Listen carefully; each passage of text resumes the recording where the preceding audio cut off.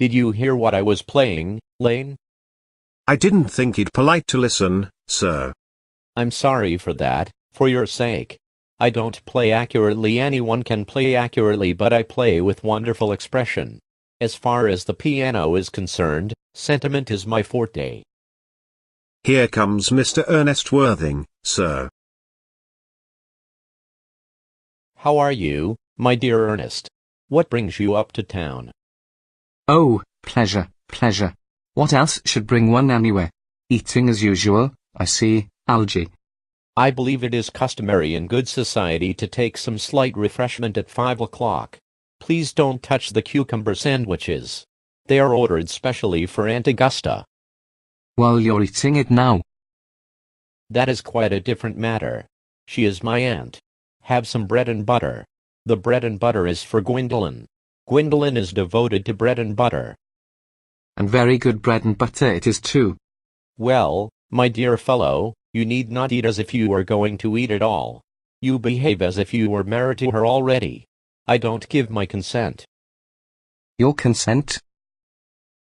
My dear fellow, Gwendolyn is my first cousin.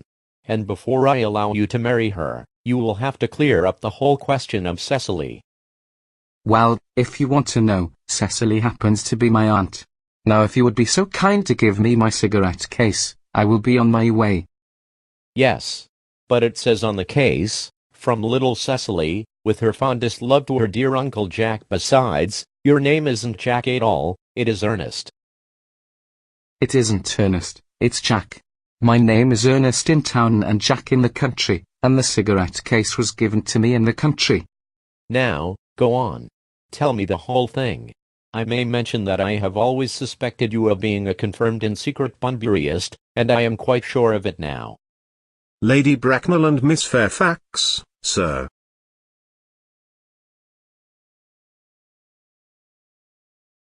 Good afternoon, dear Algernon. I hope you are behaving very well. I'm feeling very well, Aunt Augusta. Dear me, you are smart, Gwendolyn. I am always smart. Am I not, Mr. Worthing? You're quite perfect, Miss Fairfax. Good heavens. Lane, why are there no cucumber sandwiches? I ordered them specially. There were no cucumbers in the market this morning, sir. I went down twice. I am greatly distressed, Aunt Augusta, about there being no cucumbers, not even for ready money. No matter. I've quite a treat for you tonight, Algernon. I am going to send you down with Mary Farquhar. She is such a nice woman, and so attentive to her husband. It's delightful. I am afraid, Aunt Augusta, I shall have to give up the pleasure of dining with you tonight after all. I have just had a telegram to say that my poor friend Bunbury is very ill. It is very strange. This Mr. Bunbury seems to suffer from curiously bad health. Yes, poor Bunbury is a dreadful invalid. Well, I must say, Algernon, that I think it is high time that Mr. Bunbury made up his mind whether he was going to live or to die. I'll run over the program I've drawn out, if you will kindly come into the next room for a moment. Charming day it has been, Miss Fairfax. Pray don't talk to me about the weather, Mr. Worthing. Whenever people talk to me about the weather, I always feel quite certain that they mean something else. I would like to be allowed to take advantage of Lady Bracknell's temporary absence. I would certainly advise you to do so. Mama has a way of coming back suddenly into a room that I have often had to speak to her about. Miss Fairfax, ever since I met you I have admired you more than any girl I have ever met since I met you. Yes, I am quite well aware of the fact. And I often wish that in public, at any rate, you had been more demonstrative. For me you have always had an irresistible fascination. Even before I met you I was far from indifferent to you. We live, as I hope you know, Mr. Worthing, in an age of ideals. The fact is constantly mentioned in the more expensive monthly magazines, and has reached the provincial pulpits. I am told there is something in that name that inspires absolute confidence.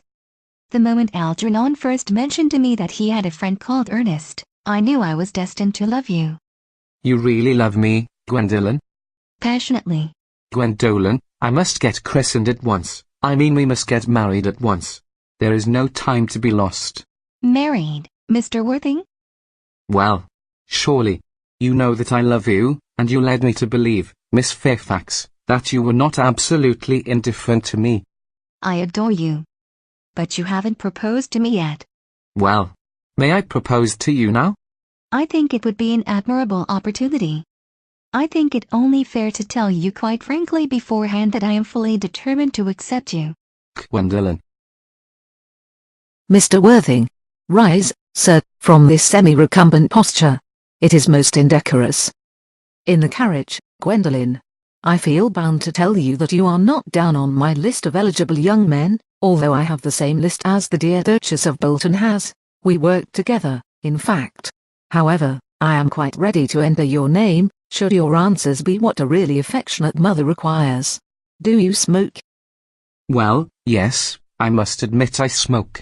I am glad to hear it. A man should always have an occupation of some kind. There are far too many idle men in London as it is.